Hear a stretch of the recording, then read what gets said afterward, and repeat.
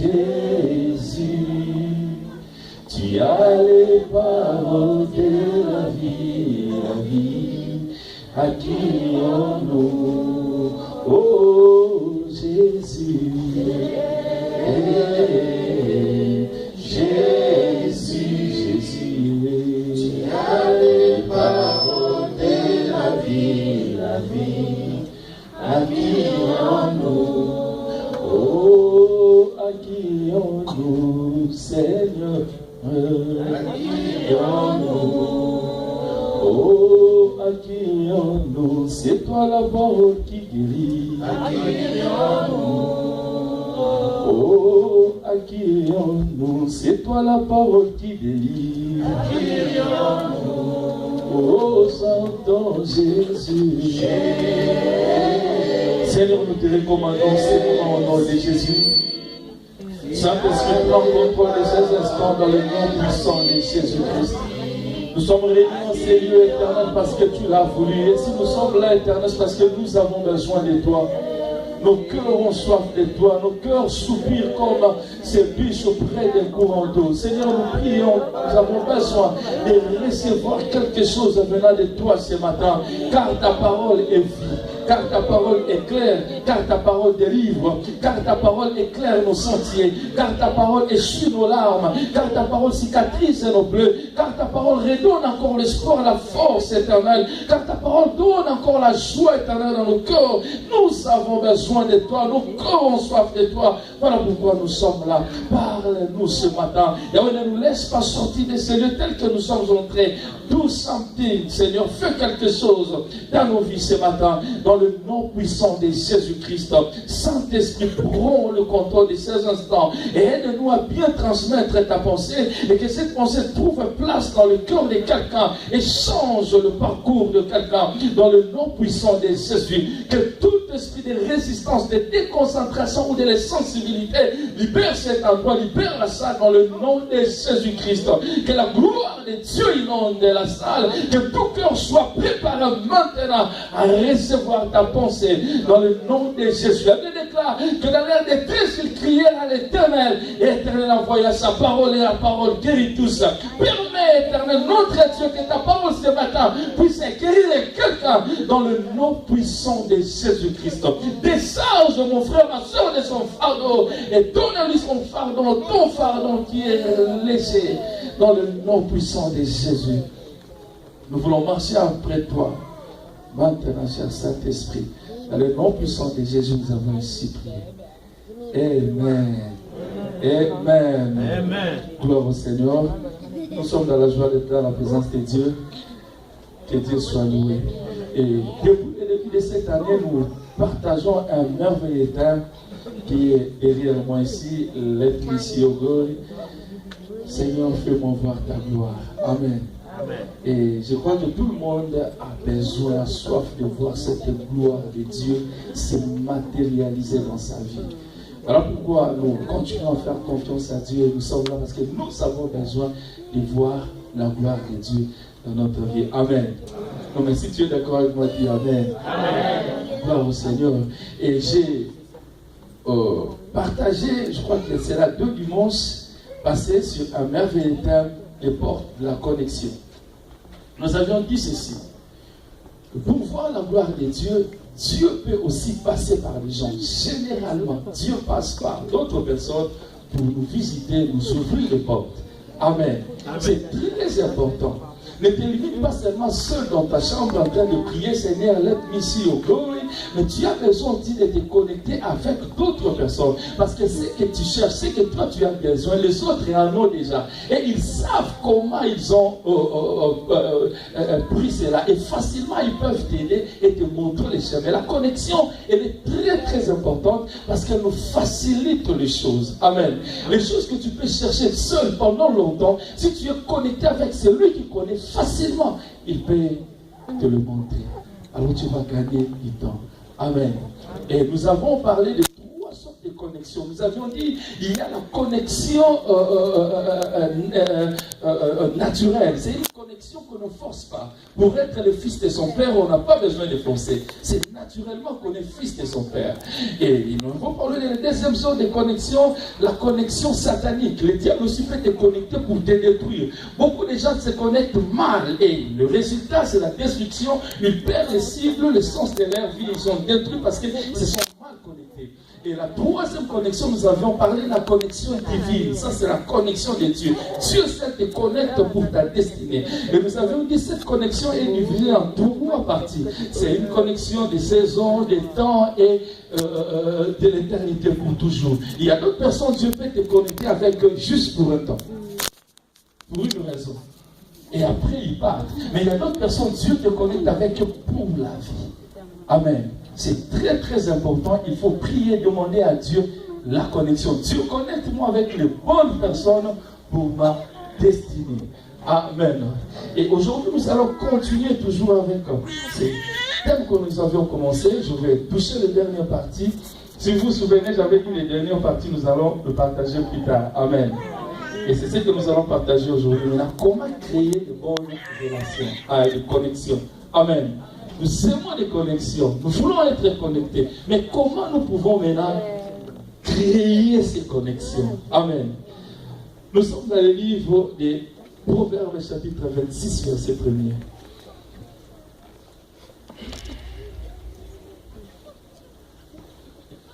Proverbes chapitre 6. Proverbes, c'est dans l'Ancien Testament, pas au Nouveau Testament. C'est après Psaume. Psaume 26, chapitre 1. Comment? Proverbe 26, verset 1er. J'ai lu au nom du Seigneur. J'ai lu au nom du Seigneur. Amen. Comme la neige en été et la pluie pendant la moisson, ainsi la gloire ne convie pas à un insensé. Amen. Amen. Amen. Comme la neige en été et la pluie pendant la moisson, ainsi la gloire ne convie pas à un insensé. Nous avons besoin de voir la gloire de Dieu. Mais voilà ce que la Bible nous dit. La Bible dit que la gloire ne convie pas à un insensé. Bien que tu as besoin de la gloire, mais voilà ce que la Bible nous dit. Alors dans 3 Jean, nous allons faire l'homme lecture là-bas. Nous allons lire tous les chapitres des 3 Jean. C'est pas là. 3 Jean. 3 Jean, mais là c'est dans l'Ancien Testament, c'est vers la fin. C'est à côté de Gilles. Ils sont voisins avec Gilles. Ne cherche pas, ne reste pas dans l'Ancien Testament, allons maintenant au Nouveau Testament.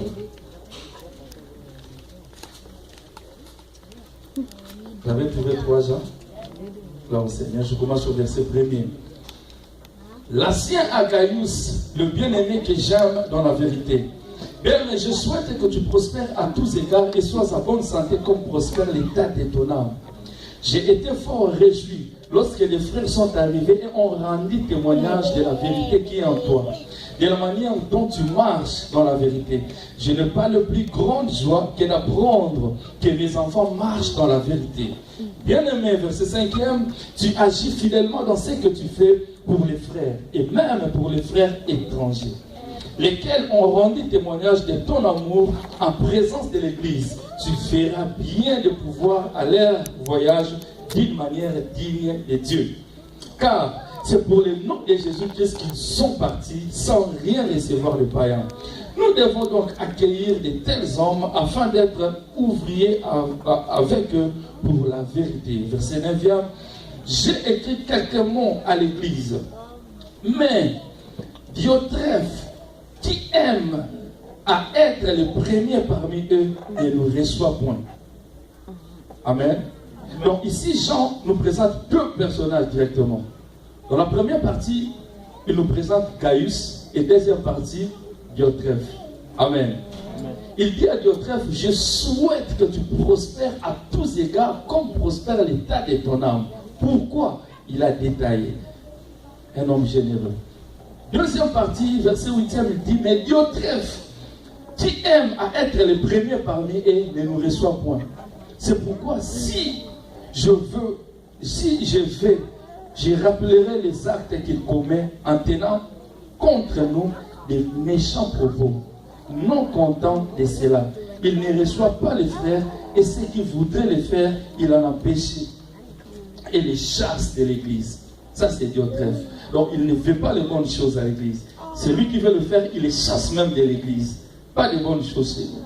Bien aimé, n'imite pas le mal. Ça, c'est Jean qui dit à Gaius. N'imite pas le mal, mais le bien. Celui qui pratique les biens est de Dieu. Celui qui fait le mal n'a pas vu Dieu. Amen. Tu vas continuer à la maison. Dans le proverbe, la Bible dit que la gloire de Dieu ne convie pas à un insensé. Nous avons tous besoin de voir la gloire de Dieu. Nous avons tous besoin de prospérer. Nous avons tous besoin d'avoir un témoignage de la part du Seigneur. Ça ne commence pas aujourd'hui. Depuis l'ancien temps, même avec ceux qui étaient avec Jésus, Pierre a posé la question à Jésus. Il a dit, Jésus, nous avons tout laissé. Qu'est-ce que nous allons avoir? Tout le monde, lorsqu'il prend la décision de suivre Jésus, obtient de Jésus quelque chose. Et c'est tout à fait normal, ce n'est pas un péché. Seigneur, nous avons besoin de recevoir quelque chose. J'ai tout laissé. J'étais un grand pécheur. C'est avec ce péché que je prenais soin du mien. Je prenais soin de ma famille. Que j'aidais ma famille. Que j'envoyais mes enfants à l'école. Mais j'ai tout abandonné pour te suivre. Qu'est-ce que tu nous promets maintenant, Jésus? Et c'est avec même pensée que nous continuons tous à chercher Dieu. Seigneur, j'ai besoin de voir ta gloire. Mais le proverbe nous surprend ce matin en disant, oui, vous avez tous besoin de la gloire, mais s'il y a les insensés, et ils sont écartés de ce processus de la gloire. Un insensé, c'est qui? Un insensé, c'est quelqu'un qui a perdu l'essence de la raison. Dont les actions ou les discours ne sont pas conformes à la raison ou au bon sens. C'est-à-dire, c'est quelqu'un qui a perdu la raison. C'est quelqu'un qui fait des choses qui ne sont pas normales. Et Dieu dit ceci, que celui qui fait des choses qui ne sont pas normales là, est écarté du chemin de la gloire. Il ne verra pas la gloire. Et dans d'autres versions, on ne parle pas de l'essentiel, on parle d'un fou. C'est-à-dire, un fou ne mérite pas la gloire de Dieu. Un fou, c'est quelqu'un qui est inconscient. Il fait des choses, tout ce qui lui passe par la tête. Il ne tient pas compte des autres. Il ne considère pas les autres. Ça ne lui dit rien. S'il faut insulter, il insulte. S'il faut critiquer, il critique. Ça ne lui dit absolument rien. Et Dieu dit, une telle personne ne mérite pas voir la gloire dans sa vie. Nous avons besoin de la gloire, mais nous devons comprendre certaines choses pour voir réellement cette gloire. Dans d'autres versions, on parle d'un sot, S-O-T. C'est-à-dire c'est quelqu'un qui est sans esprit. La Bible dit qu'il ne mérite pas voir la gloire. C'est quelqu'un qui est sans importance. Lorsqu'on parle d'un sot, S-O-T, c'est quelqu'un qui est sans importance, moins important. Et la Bible dit qu'une telle personne ne verra pas la gloire de Dieu. On dit comme la neige en été et la pluie pendant la moisson. Donc la Bible veut dire, c'est impossible de dire pour qu'une personne pareille voie la gloire de Dieu dans sa vie. Ça dit une personne sans importance, moins utile. Non parce que Dieu l'a rendu moins utile, mais il s'est rendu moins utile lui-même par ses actions, par ses actes, par ce qu'il fait. Parce que le souhait de Dieu est que nous prospérons tous. Mais il y a d'autres qui s'écartent eux-mêmes. Lorsqu'on leur prêche la parole, on leur montre les chemins qu'ils doivent suivre et ils refusent. Et en s'écartant et en faisant ce qui passe par leur tête, ils se font eux-mêmes moins importants sans le savoir. Et en se faisant moins importants, on s'écarte du chemin de la gloire. Et un homme de Dieu nous disait toujours, il dit, ça nous faisait rire, mais c'était profond. Il dit, quand Dieu se retire, il ne dit pas au revoir. Amen. Amen. Lorsque tu es écarté du chemin de la gloire, Dieu ne te le dira pas. Voilà pourquoi Saül poursuit David. Lui, Saül dit, Dieu est avec moi. Et de l'autre côté, David qui fouille Saül, il dit aussi, Dieu est avec moi. Et Dieu est avec lui. En réalité, Dieu s'est déjà retiré de Saül, mais Saül ne savait pas. Il croyait qu'il était toujours avec Dieu. Beaucoup de gens se sont écartés eux-mêmes du chemin de la gloire, mais croyant qu'ils sont dans les bons. Parce qu'ils sont remplis d'eux-mêmes, remplis de l'orgueil.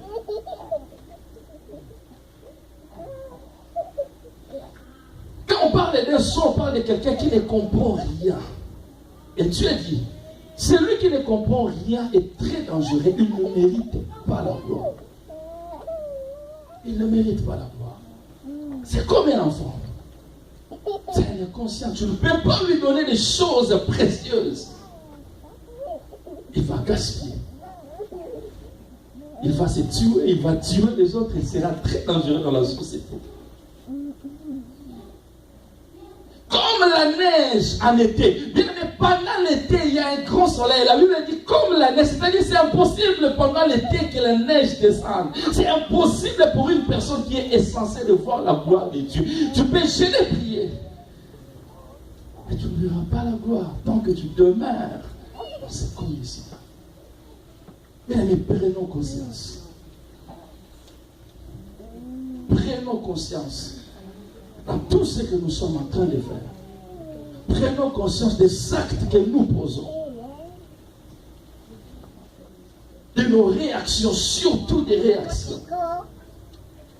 Comment tu réagis face au problème? C'est très, très important. Et Dieu tient compte de toutes ces choses de foi pour nous laisser voir la gloire de Dieu.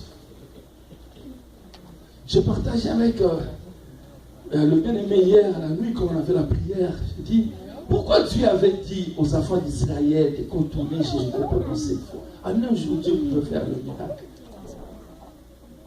Dieu voulait voir en eux la compréhension, l'attachement, le respect de sa parole. Est-ce que réellement ils vont respecter ma parole? Dieu travaille avec des gens comme ça, qui obéissent, qui respectent, qui ne se justifient pas. Ah, Dieu, vraiment, il faut seulement tourner 7 fois, 2 fois. Non. Dieu ne travaille pas avec les gens comme ça, qui se justifient à tout moment, qui cherchent à que Dieu les comprenne sans qu'un puisse comprendre Dieu. Dieu voulait voir en eux la maturité, la compréhension, l'attachement, la place qu'il occupait dans leur corps. C'est-à-dire une personne qui t'aime, qui te respecte, qui t'obéisse. Lorsque tu lui dis de faire quelque chose, il le fera. C'est ça, c'est tout ce que Dieu voulait voir avec nous. Et beaucoup de gens s'écartent du chemin de la gloire parce qu'ils refusent de rester obéissants. Et en refusant, automatiquement, on devient un insensé. Dieu te met de côté. Et il t'observe. C'est un Dieu d'amour. Il ne te met pas de côté pour te détruire. Mais son souci est que tu reviennes à la raison. Que tu comprennes les choses. Si aujourd'hui tu te retrouvais dans cette situation, Dieu te donne encore une seconde chance de revenir. Parce qu'il a des projets de bonheur pour toi. Son souci est que tu puisses voir sa gloire et témoigner son Saint-Nom. Dieu t'aime. Voilà pourquoi il t'a créé en son image. Amen. Dans le livre des Jean, la Bible dit ceci, que l'apôtre Jean écrit, de très loin il apprend le comportement de Gaius, son fils spirituel. Gaius recevait les gens et bénissait les gens. Et l'apôtre a appris cela de très loin. Il a dit, ça c'est une bonne personne. Il dit, moi, ton père, je souhaite que tu prospères à tous égards.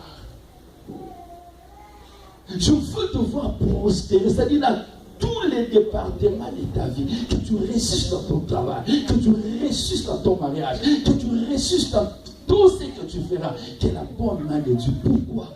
Parce que tu as un homme de bon sens. La gloire de Dieu marche avec les gens qui comprennent.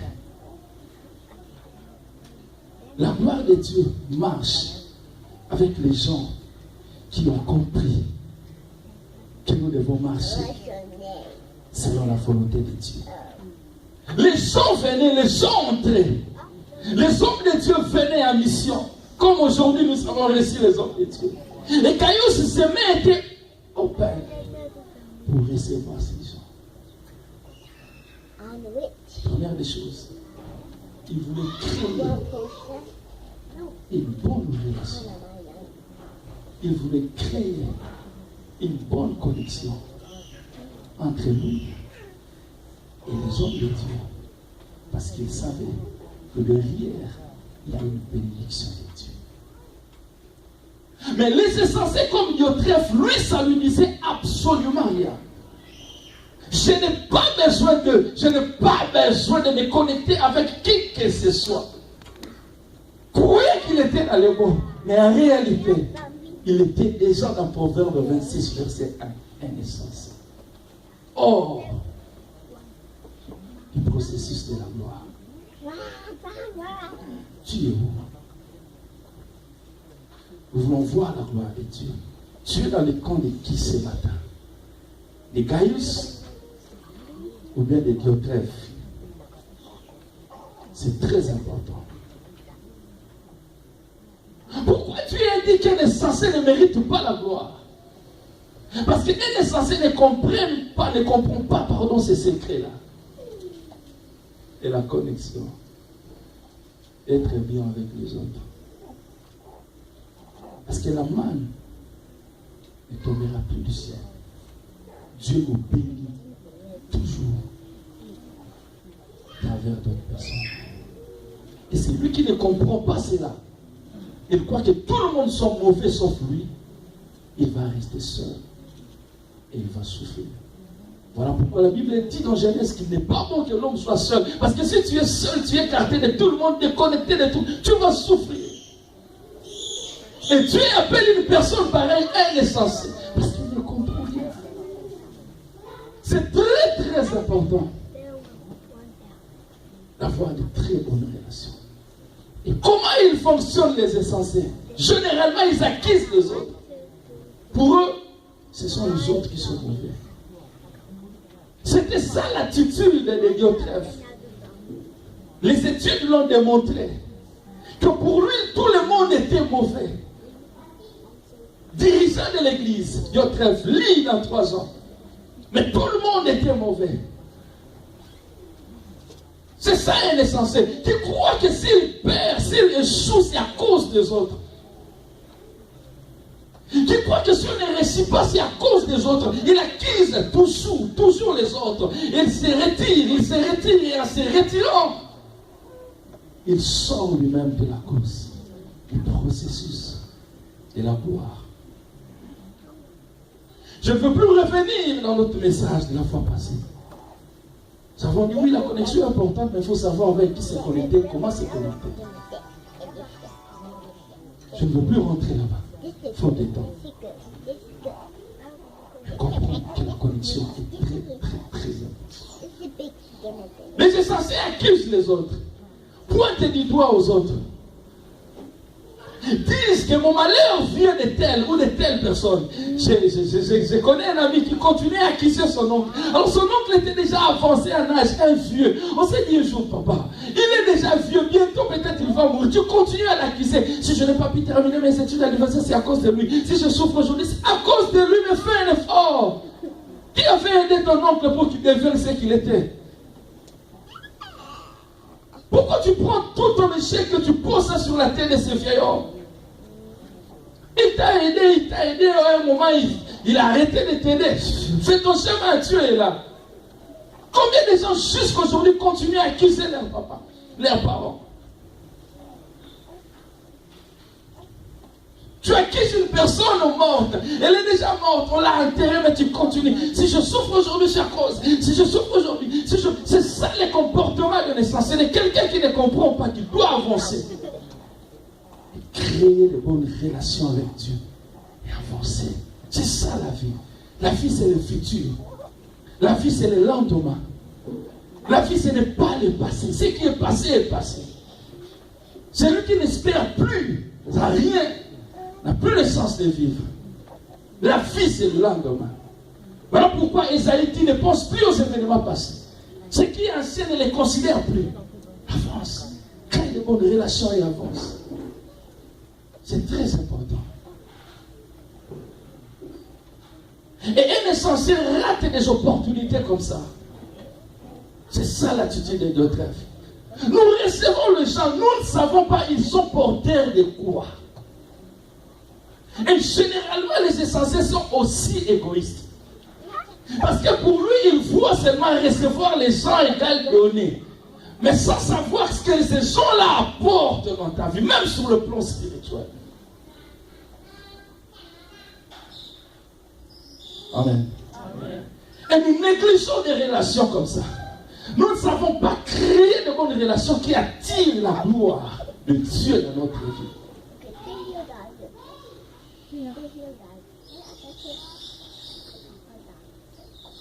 Ils sont méchants.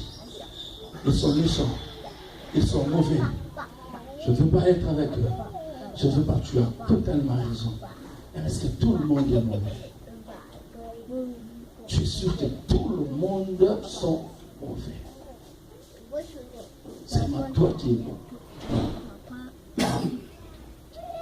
Fais un effort avant de regarder l'extérieur, de regarder l'intérieur. Un essentiel ne regarde pas l'intérieur. L'extérieur, c'est bon. Il m'a dit. Avant qu'il dise, toi, qu'est-ce que tu avais dit? Créons de bonnes relations. D'autres a raté la bénédiction de leur papa Jean. Pourquoi? Parce qu'il lui manquait un bon cœur. Je vais aller en profondeur avec ça. Je posais une question. Comment maintenant créer de bonnes conditions? Premier point, je dis, c'est par la générosité. Amen.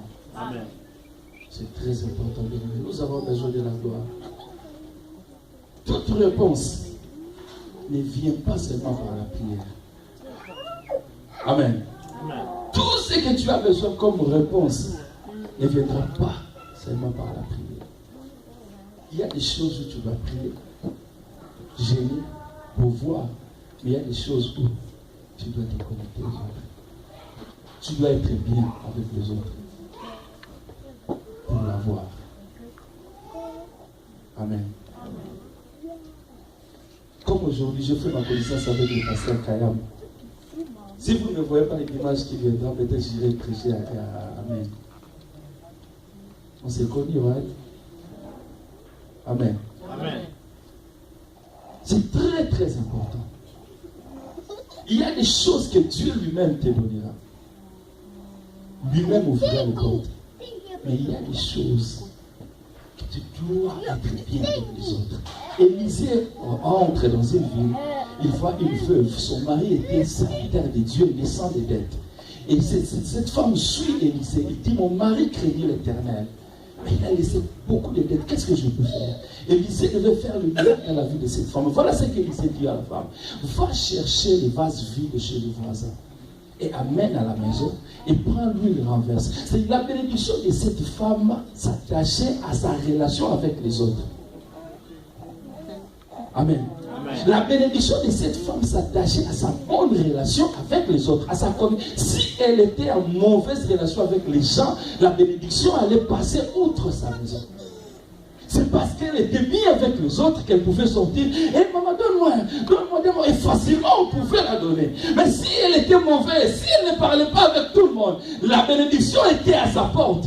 Et ça allait passer outre. Comment créer de bonnes relations? Par la générosité. C'est très important. La générosité, c'est la libéralité seulement.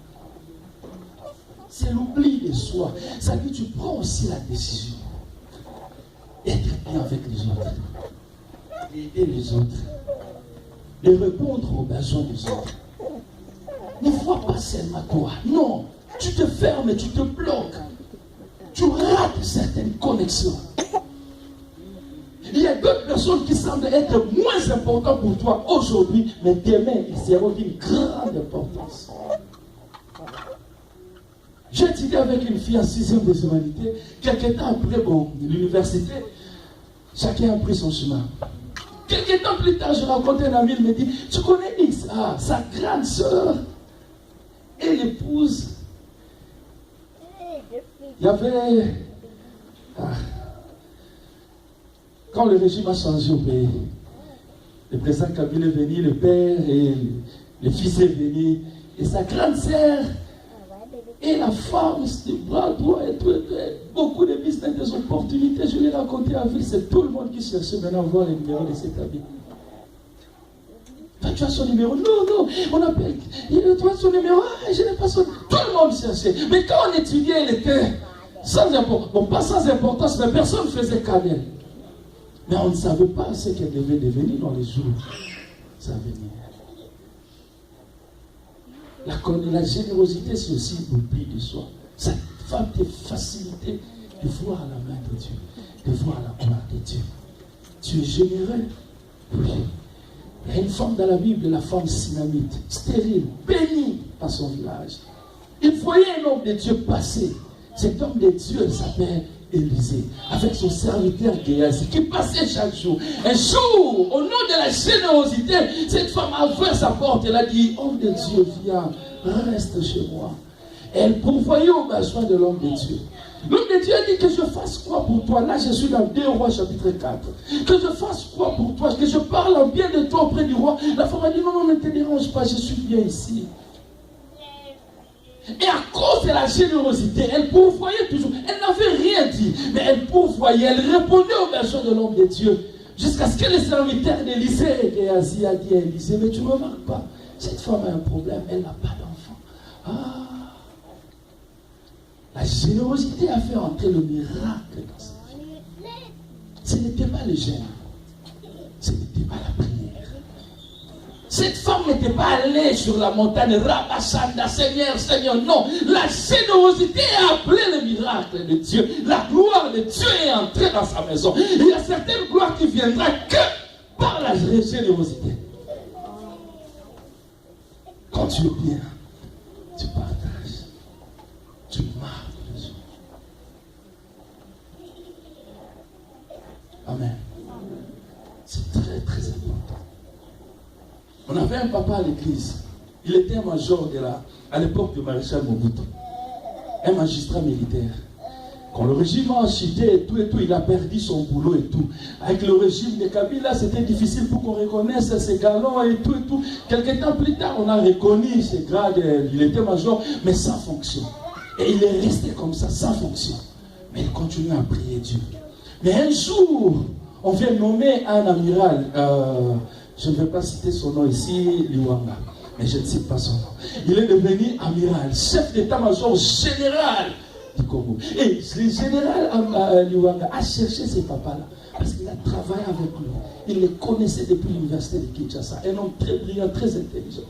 Il dit, viens, major, je vais travailler avec toi. Mais selon le règlement militaire de notre Congo, un chef d'état-major général ne peut pas avoir un directeur de cabinet, un major.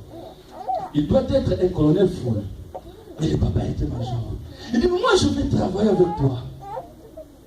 Le papa dit, mais moi général, moi je suis major. Il dit, cherche toi-même un colonel.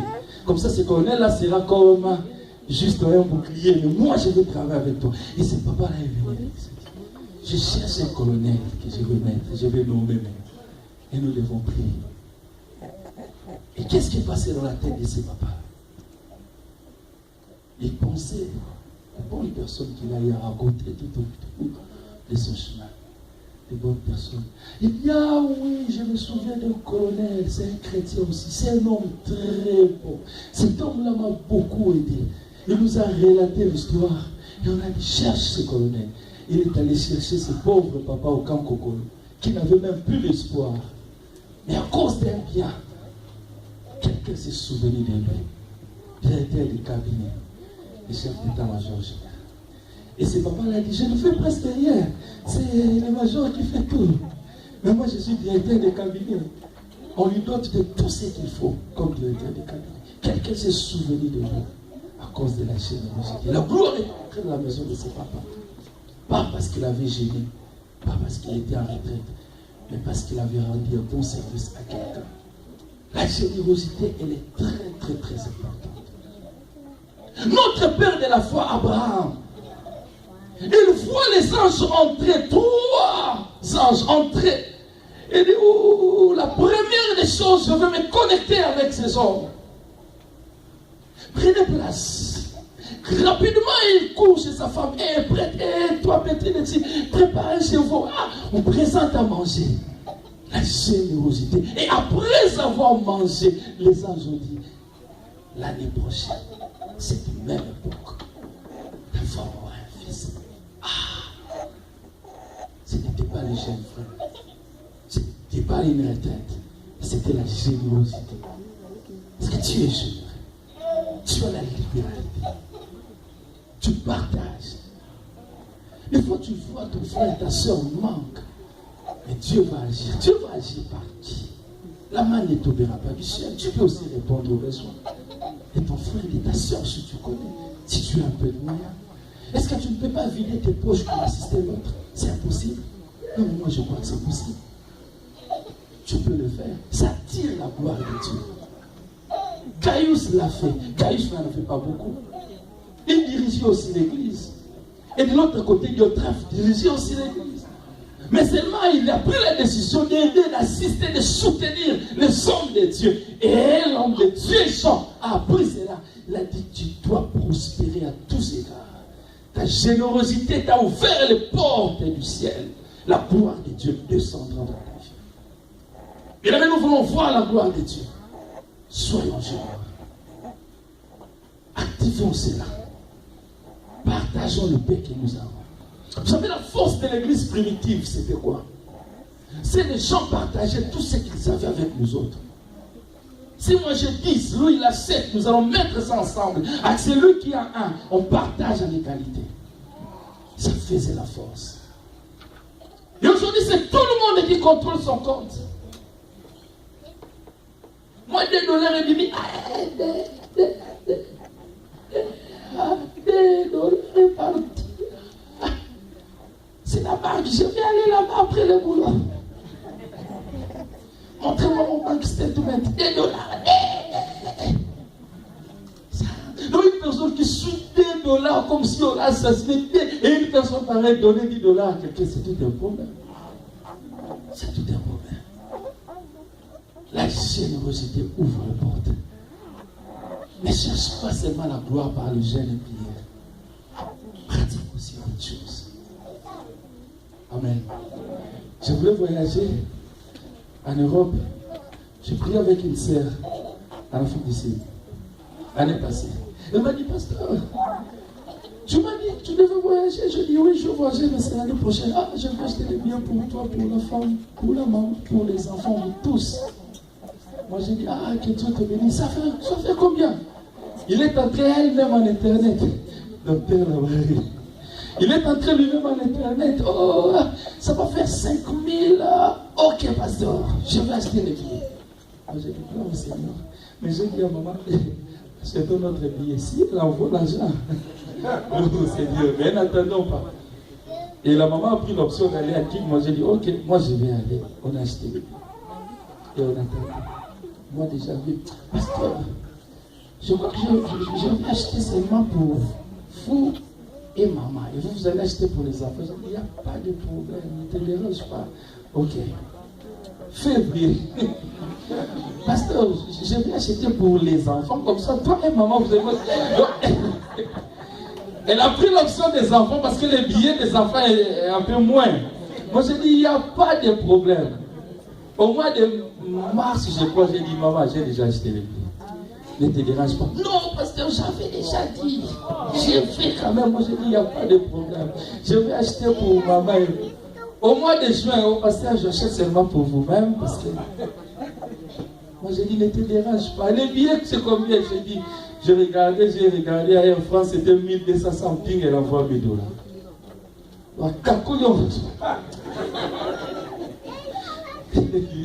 Que Dieu te bénisse quand même. Amen. Amen. Mais non, frère, si tu ne le fais pas, ne rédis pas. La générosité attire la gloire, attire le miracle de Dieu. C'est très important. Et ça crée de bonnes relations. Comme j'ai dit de ses papas, directeur du cabinet. Ça crée une relation entre ces majors et ces papas, la colonel. La générosité. Ça aide.